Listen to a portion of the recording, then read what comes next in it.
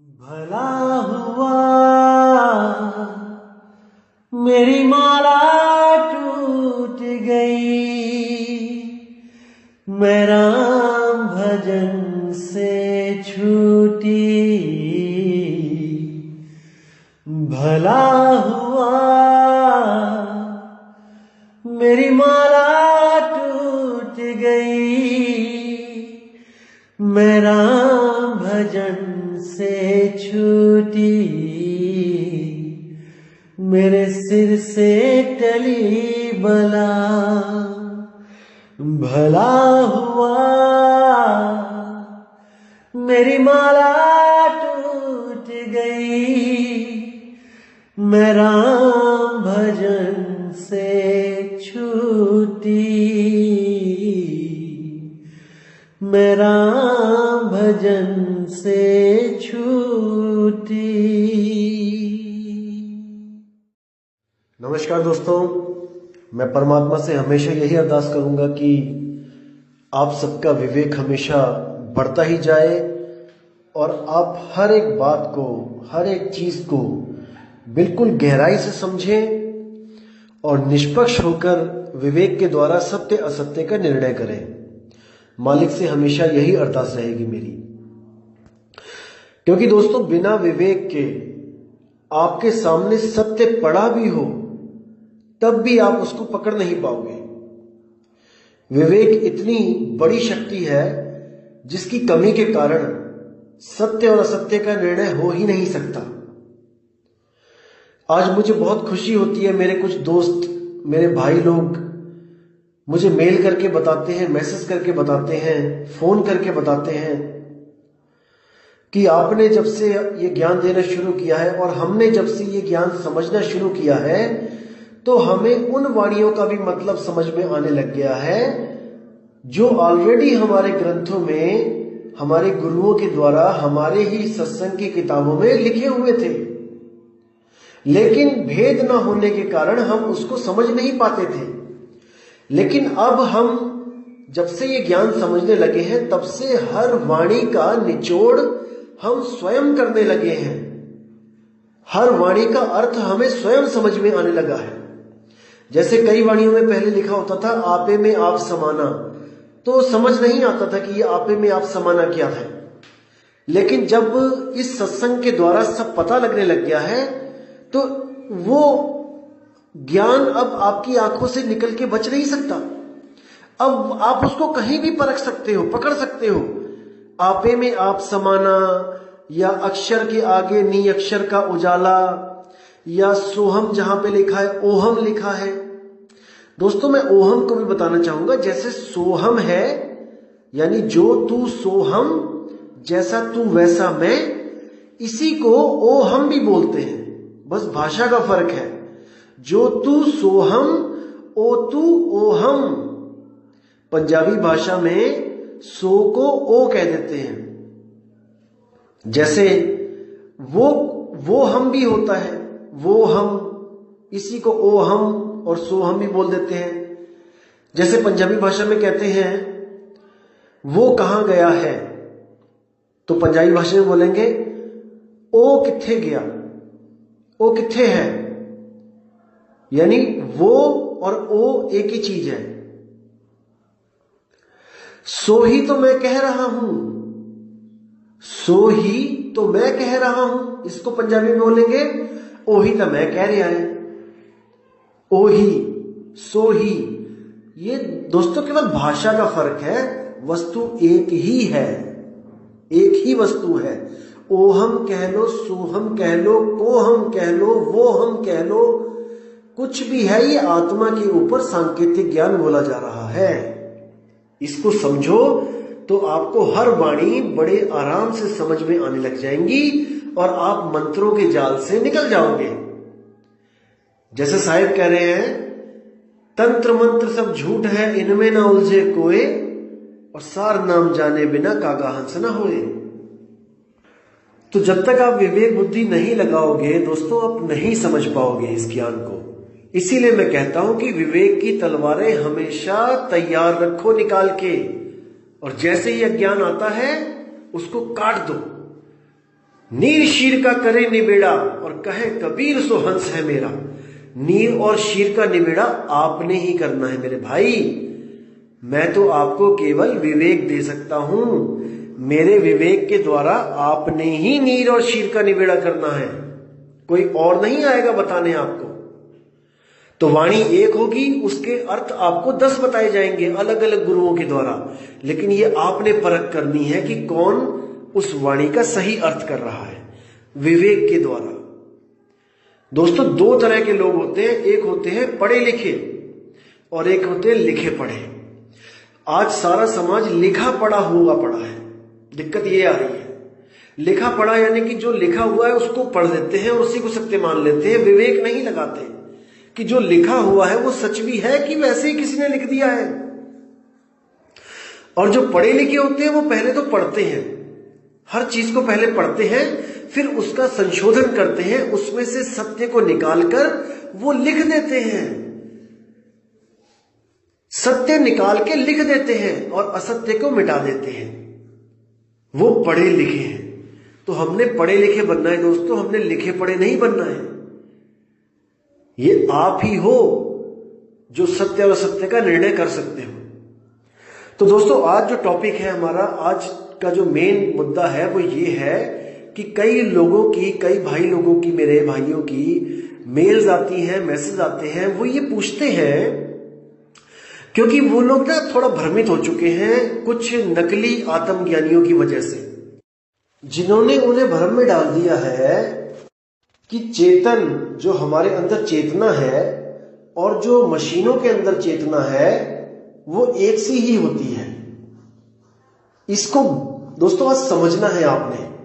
वो ये कहना चाहते हैं कि जो सेंसर लगे हैं जैसे किसी मशीन में, और वो सेंसर वर्क करते हैं अपने आप, जैसे मॉल्स में कुछ नल लगे हैं और उस पर आप हाथ जैसे ही सामने लाते हो तो सेंसर उसको डिटेक्ट कर देता है और पानी अपने आप चलना स्टार्ट कर देता है। ये भी वो चेतना कह के समझा रहे हैं कि ये भी एक चेतना है, और जो हमारे अंदर चेतना है उसको भी ये सेम कह रहे हैं। दोस्तों, आज इस पे हम लोग विचार करेंगे कि दोनों में फर्क क्या है, क्योंकि जब तक आपको सत्य असत्य का ज्ञान नहीं होगा आप कंफ्यूज रहोगे। दोस्तों, मैंने आपको पहले भी बताया था कई ऑडियोज में कि 2 तरह की चेतनाएं होती हैं, एक जिंदा चेतना, एक मुर्दा चेतना। आज दोनों में बात करेंगे कि जिंदा चेतना क्या होती है और मुर्दा चेतना क्या होती है। दोस्तों, मैंने आपको एक उदाहरण दिया था कि जिंदा चेतना वो होती है जैसे किसी गली में 4 कुत्ते खड़े हैं और अगर वो, जैसे आप उस गली में जाते हो और आपको कुत्ते काटते हैं तो आप दोबारा उस गली में जाने की हिम्मत नहीं करोगे, क्योंकि आप जीवित चेतना हो, आप निर्णय कर सकते हो कि मेरे लिए क्या सही और क्या गलत है।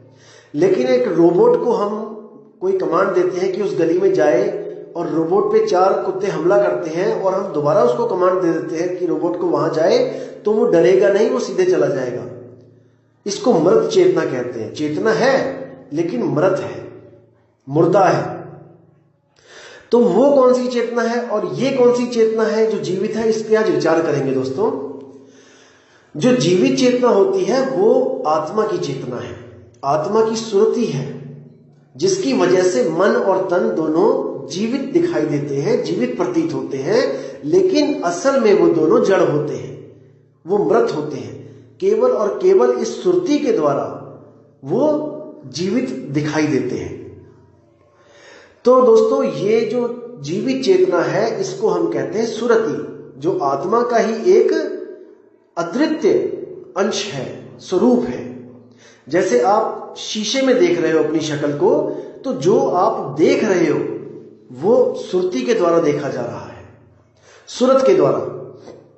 और कई बार होता है कि आप बैठे भी होते हो कहीं पे और सामने वो चीज होती भी है और आपकी सूरत कहीं और होती है और आपको वो चीजें होती हुई भी नहीं दिखाई देती हैं। जैसे मान के चलो कि आप टीचर कोई आपको पढ़ा रहा है और आप सामने बैठे हो उसके, और ब्लैक बोर्ड पे कुछ सवाल लिख रहा है, आपके सामने ब्लैक बोर्ड भी है, टीचर भी है और वो सवाल भी लिखा जा रहा है, लेकिन आपकी जो सुरती है वो कहीं और है, आप कहीं और ही चले गए हो क्लास में बैठे बैठे। तो वो सब सामने होते हुए भी आपके लिए अदृश्य है और आपकी सुरती कहां पे है, जो चीज आप सोच रहे हो। ये जीवित सुरती है दोस्तों, ये जीवित सुरती है। और जो मृत श्रुति है वो क्या है, मृत चेतनता क्या है, वो है इलेक्ट्रिसिटी, वो है एनर्जी।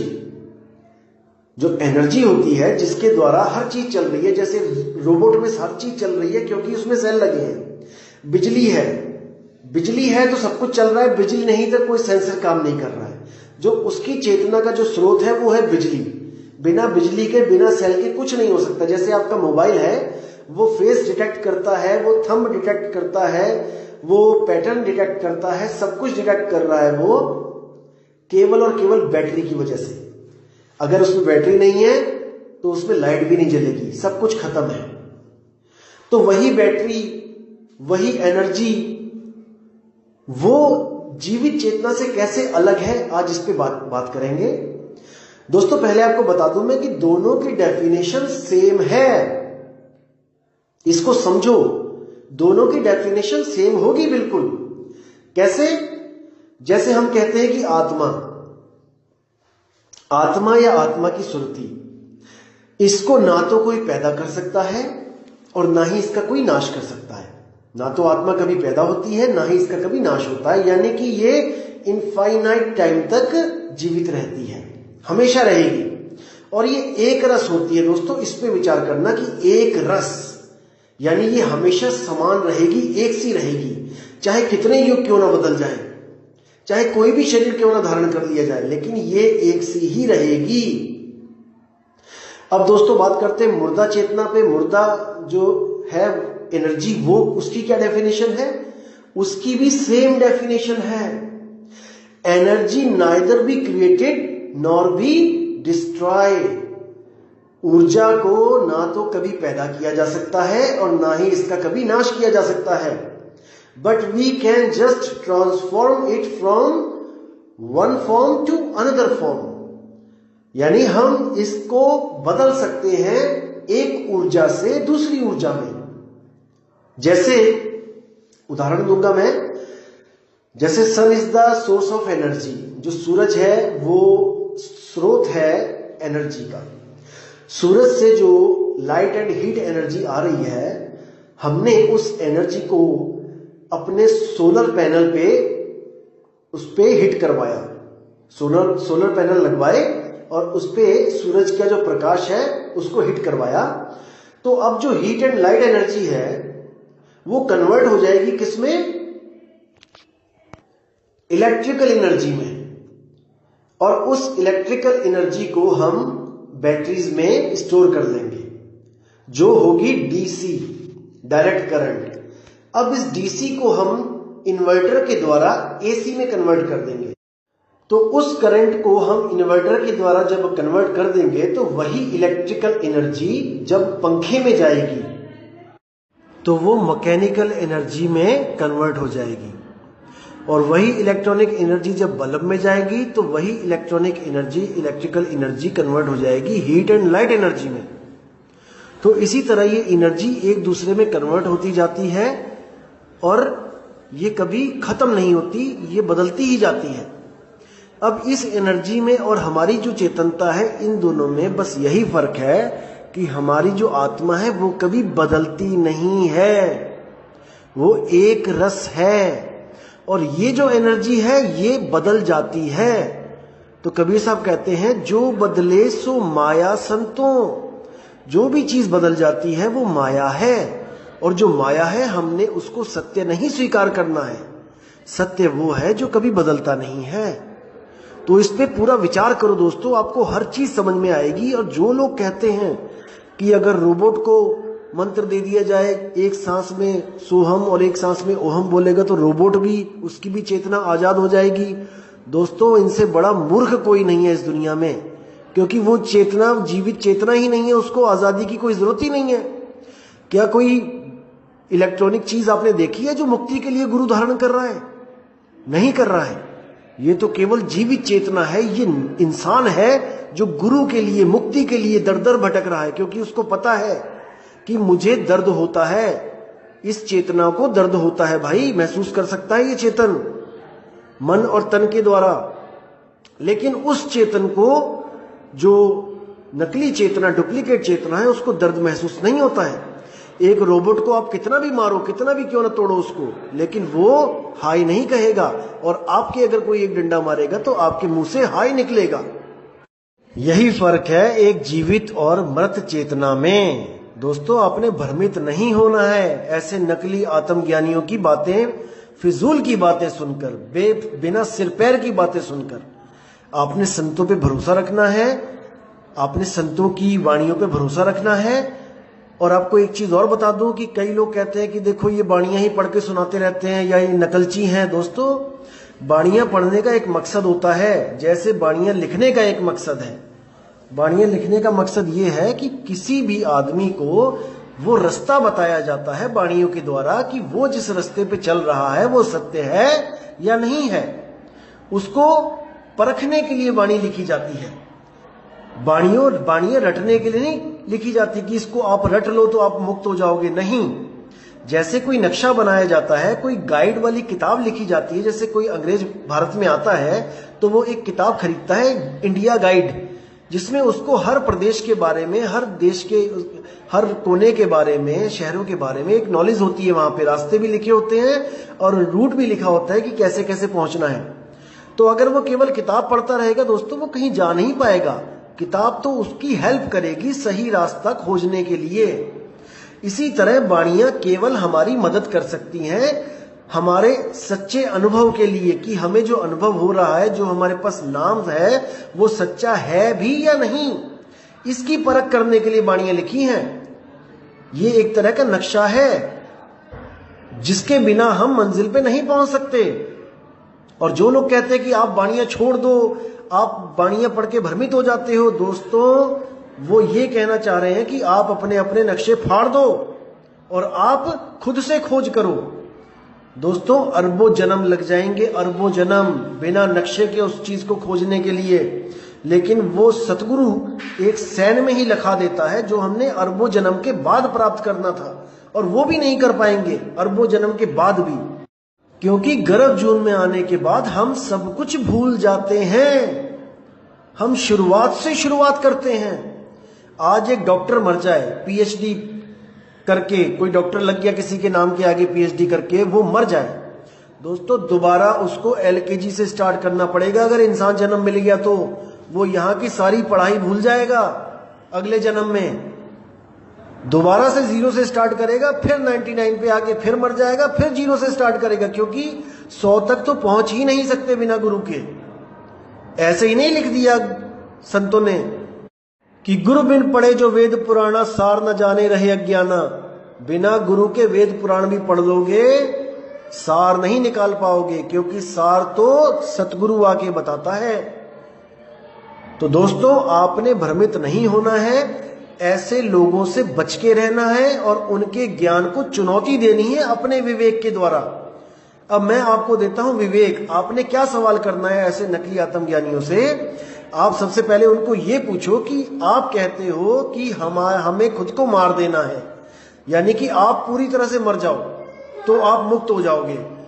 तो उनसे पूछो कि भाई, जब हम पैदा नहीं हुए थे, जब प्रथम बार हम इस दुनिया में नहीं आए थे, उससे पहले भी तो हम मरे हुए थे, उससे पहले भी तो हम मुक्त थे। तो जब हम पहले से मरे हुए थे और हमें सुन्न ने जिंदा कर दिया, सुन्न ने हमें पैदा कर दिया, और हम दोबारा से फिर मर जाएंगे, तो क्या गारंटी है कि सुन्न हमें पैदा नहीं करेगा? दोबारा हम पैदा नहीं होंगे? क्या लिखित गारंटी है इसकी? क्योंकि हम पैदा होने से पहले मरे ही हुए थे। तो क्या कारण हुआ कि हमें सुन्न ने पैदा किया और आत्मा खड़ा देखता रहा, हंसता रहा, और आज वो करोड़ों में से, अरबों में से किसी एक आदमी को कहता है कि आत्मज्ञान दे देता हूं, और वो बाकियों को नहीं दे रहा है, पक्षपात कर रहा है वो आत्मदेव। सुन्न के बारे में कह देंगे कि ये एक सनातन प्रणाली है, कोई सनातन नियम है, ये अखंड नियम है, आत्मा के द्वारा बनाए गए नियम है, क्योंकि सुन्न तो जड़ है, चेतन तो आत्मा ही है, आत्मा ही सब कुछ है, तो कानून तो आत्मा ही बनाएगा, सुन्न क्या बनाएगा कानून? भाई, प्रधानमंत्री के आगे एक आम आदमी क्या कानून बनाएगा? कानून तो प्रधानमंत्री बनाएगा ना। तो आत्मा का ही सारे कानून है। ये जितनी भी सृष्टि पैदा हो रही है, ये आत्मा की वजह से ही हो रही है, क्योंकि आत्मदेव स्वयं भूल में है, इसीलिए तो सृष्टि पैदा कर रहा है। और उसके बाद खुद ही कृपा कर रहा है कि तू सृष्टि से बाहर आ जा। अरे हमें डाला ही क्यों है, हमें बनाया ही क्यों है, जो अब कृपा भी कर रहा है आत्मदेव की तू सृष्टि से बाहर आ जा, तुझे मुक्त कर देता हूं। हम पहले ही मुक्त थे, हम आए क्यों, क्या भूल हुई सृष्टि बना के।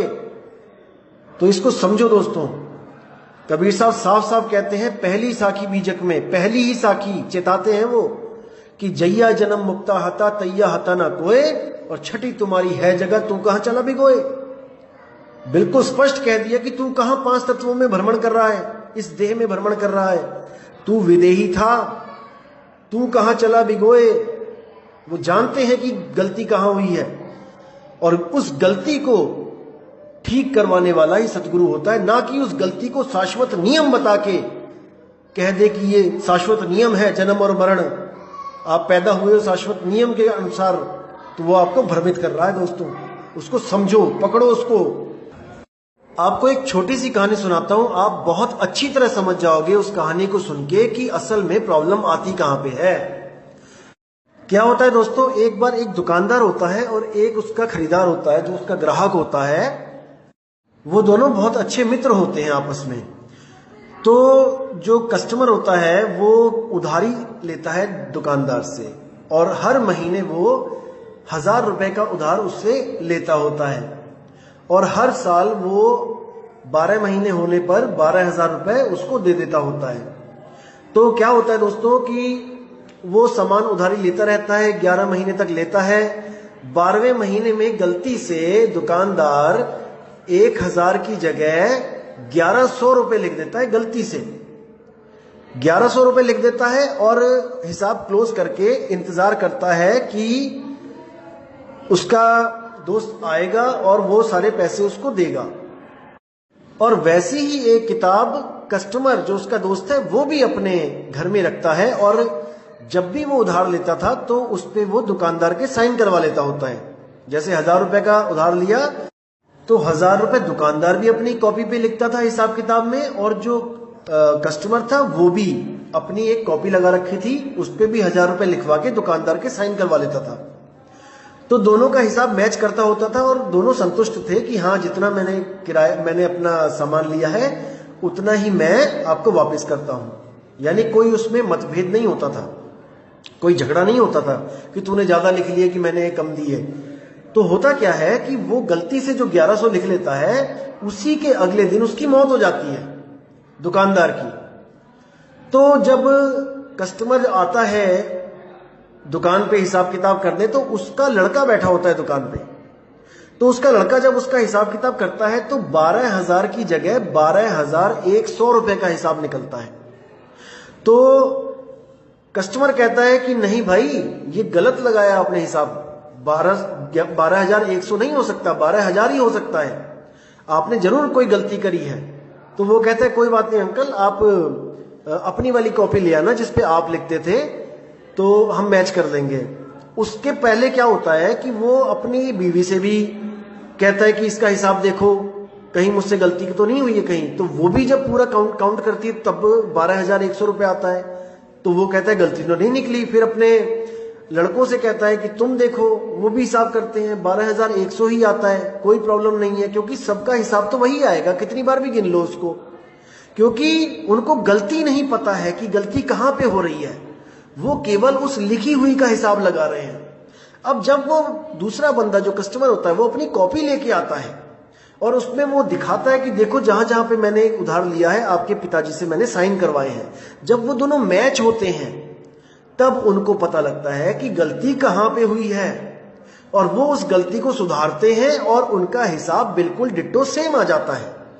तो दोस्तों यहां से आप केवल इस चीज को पकड़ो कि जब तक आप गलती को सुधारोगे नहीं, आपका हिसाब हमेशा गलत आएगा, चाहे आप उसको 100 बार कर दो। तो हिसाब करने में गलती नहीं हो रही है, गलती लिखने में हुई है, प्लस करने में नहीं हुई है। आप चाहे खुद से प्लस करो, उसको जोड़ो, चाहे कैलकुलेटर पे जोड़ो, चाहे कंप्यूटर पे जोड़ो, लिखा हुआ जो है उसको जोड़ने पर वही आएगा, जो एक बार आएगा वही 100 बार आएगा। लेकिन जब लिखने में ही गलती हो गई है तो भाई गलती जोड़ में नहीं है। इसी तरह जो शून्य से पहला जीव जो प्रकट हुआ है, जो कहते हैं नकली आत्मज्ञानी की महाचेतन सत्ता प्रकट हो गई उस शून्य में से। दोस्तों यही तो सबसे बड़ी गलती है, इसी गलती को तो सुधारना है। जब तक इस गलती को नहीं पकड़ोगे, नहीं सुधारोगे दोस्तों, बार बार ये शून्य आपको पैदा कर देगा, क्योंकि आप पैदा होने से पहले भी मरे हुए थे और आज भी आपको यही थ्योरी रटवाई जा रही है कि आपने मर जाना है, मर जाओ।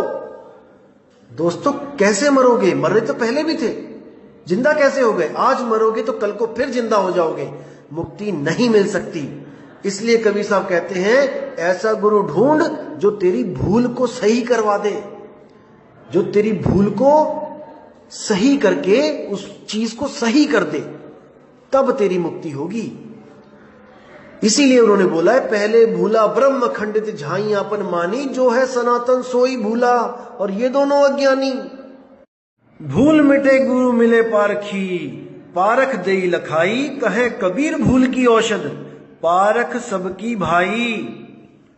उस भूल को तभी मिटा सकते हो जब पारख करोगे, परख करोगे, विवेक लगाओगे। इसीलिए मैं हमेशा कहता हूं कि विवेक की तलवारें तिखी कर लो, बिना विवेक के लूटे जाओगे, हर कोई लूट लेगा। नकली माल भी असली कह के आपको पकड़ा देगा, जैसे बड़े बड़े शहरों में होता ही आया है। चोर बाजार जैसे लगे होते हैं, आप वहां जाओगे, आपको नकली माल असली कह के चेप देंगे और आप उसको लेके घर आ जाओगे और आप नुकसान भरोगे। इसलिए दोस्तों हमेशा विवेक को जागृत रखो, चेत रखो, सचेत रखो अपने आप को, ताकि कोई आपको लूट ना ले। क्योंकि मीठी मीठी बातें और अटपटी बातें करने वाले बहुत से मिलेंगे जो आपको बातों में उलझा लेंगे। निर्धुन की भक्ति करो, निर्नाद की भक्ति करो, निशब्द की भक्ति करो, और जब आप पूछोगे कि है क्या वो निर्धुन, क्या वो कोई शब्द है, तो कहेंगे शब्द से भी परे। तो कहोगे कोई आवाज है, आवाज से भी परे। कोई कहोगे कोई सुन है, गैप है, उससे भी परे। बस एक ही वर्ड रट लिया है, उससे भी परे, उससे भी परे। अरे भाई बता तो दे क्या है वो। नहीं बताएंगे क्योंकि खुद को नहीं पता। निर्नाद निर्धुन की भक्ति करो। कैसे करोगे? बताओ, भेद बताओ। अरे तुमसे ज्ञान लेने के बाद भी अगर हमें इंतजार करना पड़ेगा तो फिर इससे अच्छा तो हम आत्मदेव से ले लेते डायरेक्ट ज्ञान। आपसे लेने की क्या जरूरत पड़ी हमें? आत्मदेव खुद हमें ज्ञान दे देता। तो दोस्तों भ्रमित नहीं होना है ऐसे लोगों के चक्कर में। है वो मेरा ही भाई, लेकिन अगर मेरा भाई आप लोग का नुकसान करेगा तो वो मेरा भाई नहीं है। मैं आपको सचेत करूंगा उससे, हालांकि मेरी उससे कोई दुश्मनी भी नहीं है, लेकिन मैं उससे बचाने की पूरी कोशिश करूंगा आपको, क्योंकि आप मेरे मालिक के हंस हो। मेरा किसी से कोई बैर नहीं है, मेरा कोई दोस्त नहीं है। कबीर खड़ा बाजार में चाहे सबकी खैर, और ना काहू से दोस्ती ना काहू से बैर। हम सत्य के पुजारी हैं भाई, हम सत्य की बात रखेंगे अपनी परख के द्वारा। अब ये आप देखो कि हम आपके लिए शुभचिंतक हैं या हम आपके दुश्मन हैं, ये आपने देखना है। मैं अपने मुंह से नहीं बोलूंगा कि मैं शुभचिंतक हूं कि मैं दुश्मन हूं। आप मेरी बातें सुनो और आपको लगता है कि आपका कल्याण हो सकता है तो आप अपना शुभचिंतक मानो, और आपको लगता है कि अगर मैं आपका गलत करने जा रहा हूं, हितकारी नहीं हूं, तो आप मुझे मेरा दुश्मन मानो अपना, कोई दिक्कत नहीं है। लेकिन मेरा फर्ज है आपको सत्य और असत्य से अवगत कराना। आपका फर्ज है कि विवेक के द्वारा सत्य को पकड़ना, असत्य को त्यागना, तभी मुक्त हो सकते हो भाई, नहीं तो उलझाने वाले लाखों पड़े हैं यहां पे। अब एक बात और आती है, एक मेल और आई थी, मुझे पूछा किसी भाई ने कि आत्मा क्या जीवित और मृत दोनों इंसानों में है? जैसे कोई आदमी जिंदा है, बातें कर रहा है, तो उसमें भी आत्मा है, और कोई मर गया तो उसमें भी आत्मा है। जैसे इन अज्ञानियों ने, इन नकली आत्मज्ञानियों ने भ्रमित कर दिया लोगों को कि वो मुर्दे में भी है और वो जीवित में भी है। दोस्तों अगर वो मुर्दे में भी है और वो जीवित में भी है तो वहां पे कोई भेद नहीं होना चाहिए था। लेकिन मुर्दा बोल नहीं सकता, पड़ा हुआ है, और जीवित बोल रहा है, खा रहा है, पी रहा है, हंस रहा है। दोनों में बच्चा भी बता सकता है कि क्या फर्क है। इन नकली आत्मज्ञानियों की बुद्धियों पे क्या पत्थर पड़ गए हैं मुझे तो समझ में नहीं आता। असल में ये लोग ब्रह्म को आत्मा समझ बैठे हैं। आपको मैं बता दूं दोस्तों कि ब्रह्म सर्वव्यापी है। ऐसी कोई जगह नहीं जहां पे ब्रह्म नहीं है, चाहे वो जीवित आदमी हो चाहे मृत हो। जिंदा आदमी में भी ब्रह्म है और मुर्दा आदमी में भी ब्रह्म है, क्योंकि ब्रह्म सर्वव्यापी है, आत्मा सर्वव्यापी नहीं है। ब्रह्म की तरह आत्मा सर्वव्यापी नहीं है। इसको गांठ बांध लो आप। आत्मा का भेद बताया जाता है, ब्रह्म तो हर जगह है, भेद बताने की भी जरूरत नहीं है, वो बिना जाने ही सब कुछ है। आप साकार को मान रहे हो तो वो साकार ब्रह्म है, आप निराकार को मान रहे हो वो निराकार ब्रह्म है। दोनों तरह के ब्रह्म है, सर्वगुण भी है निर्गुण भी है। इसीलिए कबीर साहब ने कहा कि सर्वगुण निर्गुण द्वंद्व पसारा और दोनों पड़ गए काल की धारा। न साकार न निराकार, परमात्मा न साकार है न निराकार है, आत्मा न साकार है न निराकार है। आत्मा दोनों से परे शब्द स्वरूप है। इसको समझो, इसको समझ लिया तो भ्रम से निकल आओगे कि परमात्मा साकार है या निराकार है। साकार और निराकार देह के लक्षण है भाई, विदेह के लक्षण नहीं है। इस बात को गहराई से समझ लो। तो दोस्तों, उम्मीद करूंगा कि आज के इस ज्ञान से आपके काफी भ्रम के पर्दे उठे होंगे और आप में विवेक शक्ति और बड़ी होगी कि आप सत्य और असत्य का निर्णय कर सको। दोस्तों, मैं बस यही चाहता हूं कि आप इतने विवेकी हो जाओ कि आपको कोई मूर्ख ना बना पाए। आजकल ट्रेंड चला हुआ है कि लोगों को मूर्ख बना के अपनी इज्जत करवाना, अपनी वाहवाही लूटना, चाहे आपको कैसे ही मूर्ख क्यों ना बनाया जाए, चाहे बातों से, साम दाम दंड भेद कुछ भी करके, आपको भ्रमित करके खुद महान बन जाना और सबको अपना गुलाम बना लेना। मानसिक गुलाम। दोस्तों, मानसिक गुलाम शारीरिक गुलाम से भी ज्यादा खतरनाक होता है। जो लोग ये मानसिक गुलाम बनाते हैं लोगों को, ये बुद्धि को कैच कर लेते हैं, अपने इशारों पे चलाते हैं, आपकी विवेक की क्षमता खत्म कर देते हैं। लेकिन मैं कभी नहीं चाहता कि आपकी विवेक की क्षमता खत्म हो। दोस्तों, आप विवेक जगाओ। मैं आपको कोई मानसिक गुलाम बनाने नहीं आया हूं यहां पे कि आप हर चीज मुझसे पूछो कि ये सही है कि गलत है। आप में भी वही शक्ति है दोस्तों जो मुझ में है। बस विवेक जगा लो अपना। एक दीपक बुझा हुआ जब तक ही बुझा हुआ होता है जब तक दूसरा दीपक आके उसको जला ना दे, और जैसे ही दूसरा दीपक जलाता है तो उस जले हुए दीपक में से कुछ कम नहीं होता और उतना ही ज्ञान सामने वाले में प्रकट भी हो जाता है। जैसे आप 100 रुपए में से किसी को 10 रुपए देते हो तो आपके पास वो 10 रुपए कम हो जाएंगे, 90 बचेंगे और सामने वाले के पास 10 हो जाएंगे। लेकिन ज्ञान रूपी जो दीपक है, उस दीपक में से कुछ घटता नहीं है। जितनी लौ पहले थी उतनी ही अब रहेगी और उसमें से उतनी ही लौ किसी और दीपक को दे दी जाएगी, वो भी उतना ही प्रकाशित हो जाएगा। तो दोस्तों, मैं यही चाहता हूं कि आप भी इतने विवेकी हो जाओ कि ऐसे नकली आत्मज्ञानी आपको भ्रमित ना कर पाए, ये फालतू की बातें करके, फिजूल की बातें करके। तो दोस्तों, उम्मीद करूंगा कि आज बहुत ही ज्यादा विवेक आपका जागृत हुआ होगा और मालिक से दुआ करूंगा कि आप ऐसे ही विवेकी होते चले जाओ और आप सत्य पथ पे अग्रसर हो जाओ और मुक्ति की तरफ हमेशा कदम बढ़ाते चलो।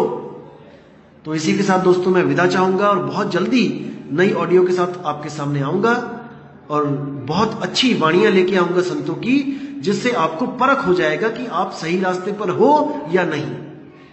इसी के साथ दोस्तों मुझे विदा दीजिए। जय गुरु बंदी छोड़ बैराग साहिब, जय गुरु बंदी छोड़ मदन साहिब, जय जय सतगुरु बंदी छोड़ सतगुरु सत्य कबीर साहिब की सदा ही जय हो। साहिब बंदगी सतनाम। भला हुआ मेरी माला टूट गई, मैं राम भजन से छूटी। भला हुआ मेरी माला टूट गई, मैं राम भजन से छूटी। मेरे सिर से टली बला, भला हुआ मेरी माला टूट गई, मैं राम भजन से